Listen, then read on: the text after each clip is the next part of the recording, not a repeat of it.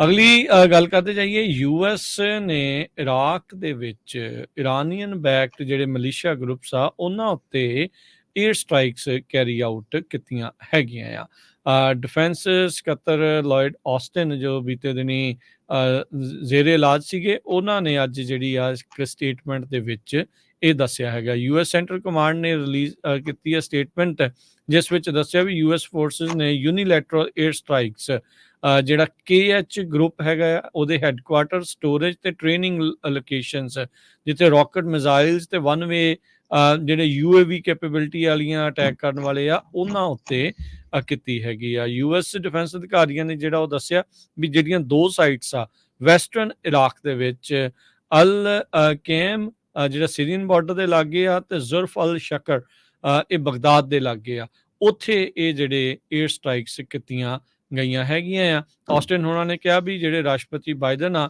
ਉਹ ਕਿਸੇ ਵੀ ਤਰੀਕੇ ਦਾ ਜ਼ਰੂਰੀ ਐਕਸ਼ਨ ਲੈਣ ਤੋਂ ਪਿੱਛੇ ਨਹੀਂ ਹਟਣਗੇ, ਹਿਚਕਚਾਹਟ ਜਿਹੜੀ ਉਹ ਨਹੀਂ ਕਰਨਗੇ ਜੇ ਉੱਥੇ ਅੱਗੇ ਕੋਈ ਉਹਨਾਂ ਦੇ ਉੱਤੇ ਹੋਰ ਹਮਲੇ ਕਰਦੇ। ਇਰਾਕ ਦੇ ਏਅਰ ਜਿਹੜੀ ਨੇਵੀ ਬੇਸ ਜਿਹੜੀਆਂ ਡਿਫੈਂਸ ਦੇ ਬੇਸਿਸ ਹੈਗੇ, ਆਰਮੀ ਬੇਸਿਸ ਆ, ਉਹਨਾਂ ਉੱਤੇ ਕਈ ਹਮਲੇ ਜਿਹੜੇ ਆ ਅਮਰੀਕੀ ਜਿਹੜੇ ਬੇਸਿਸ ਦੇ ਉੱਤੇ ਹੋ ਚੁੱਕੇ ਆ। ਸੋ ਉਹਦੀ ਜਵਾਬੀ ਕਾਰਵਾਈ ਦੇ ਵਿੱਚ ਇਹ ਜਿਹੜੇ ਹਮਲੇ ਆ ਏਅਰ ਸਟ੍ਰਾਈਕਸ ਕੀਤੀਆਂ ਜਾ ਰਹੀਆਂ।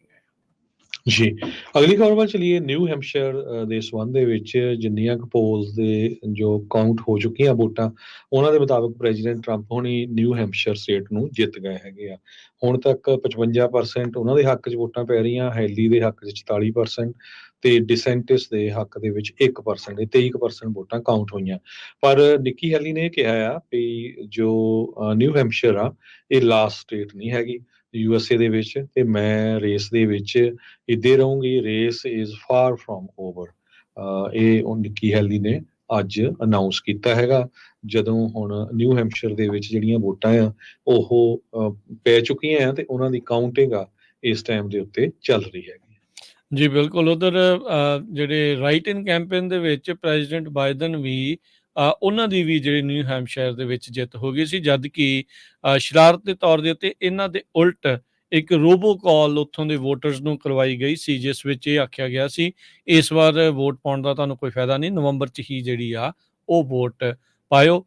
ਸੋ 11% ਇਸ ਟਾਈਮ ਆਪਾਂ ਜਿੱਦਾਂ ਦੇਖ ਰਹੇ ਹਾਂ ਵੀ ਉਹਦੇ ਵਿੱਚ ਵਾਧਾ ਹੋਇਆ ਆ। ਇਹਦੇ ਨਾਲ ਟਰੰਪ ਹੋਣਾ ਦੇ ਜਿਹੜੇ ਡੈਲੀਗੇਟਸ ਆ ਇਹਨਾਂ ਨੂੰ ਇੱਥੇ 11 ਜਿਹੜੇ ਉਹ ਮਿਲ ਜਾਣਗੇ ਤੇ ਨਿੱਕੀ ਹੈਲੀ 8 ਦੇ ਉੱਤੇ ਜਿਹੜੀ ਉਹ ਆ ਗਈ ਆ। ਇਸੇ ਤਰ੍ਹਾਂ ਪਹਿਲੋਂ ਵੀ ਆਇਓਵਾ ਦੇ ਵਿੱਚ ਟਰੰਪ ਹੁਣੀ 10 ਜਿਹੜੇ ਡੈਲੀਗੇਟਸ ਆ ਉਹ ਜਿੱਤ ਚੁੱਕੇ ਹੈਗੇ ਆ। ਡਿਸੈਂਟਿਸ ਨੂੰ ਉੱਥੇ 8 ਕੇ ਜਿਹੜੇ ਮਿਲੇ ਸੀ, ਸੋ ਮੇ ਵੀ ਕਿਉਂਕਿ ਉਹਨਾਂ ਨੂੰ ਐਂਡੋਰਸ ਕਰਤਾ, ਉਹ ਜਿਹੜੇ ਡੈਲੀਗੇਟ ਆ ਟਰੰਪ ਹੁਣਾਂ ਦੇ ਖਾਤੇ ਦੇ ਵਿੱਚ ਇਵੈਂਚੁਅਲੀ ਜਾ ਸਕਦੇ ਹੈਗੇ ਆ।